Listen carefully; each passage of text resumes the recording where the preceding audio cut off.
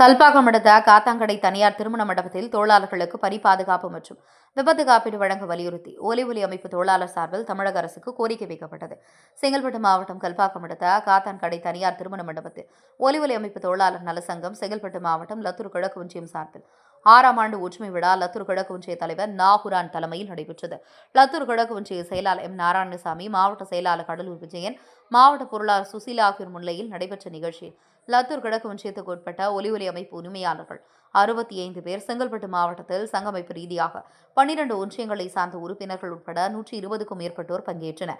சிறப்பாளர்களாக காத்தான்கடை வணிகர் சங்க தலைவரும் தேமுதிக மாவட்ட பொருளாளருமான பிரகாசம், ஒன்றியக்குழு உறுப்பினர் ஜெய்சங்கர் உள்ளிட்டோர் குத்து விளக்கேற்றி வைத்து நிகழ்ச்சியை துவக்கி வைத்து வாழ்த்துரை வழங்கினார். விழாவில் பேசிய மாவட்ட செயலாளர் கா விஜயன் மற்றும் ஒன்றிய தலைவர் நாகூரா ஆகியோர் ஒலி அமைப்பு தொழிலாளர்களுக்கு தமிழ்நாடு அரசு பணி பாதுகாப்பு மற்றும் விபத்தில் காயமடைந்தோர் மற்றும் உயிரிழந்தோருக்கு விபத்து காப்பீடு ஏற்படுத்திட வேண்டும் என்ற கோரிக்கை வைக்கப்பட்டது.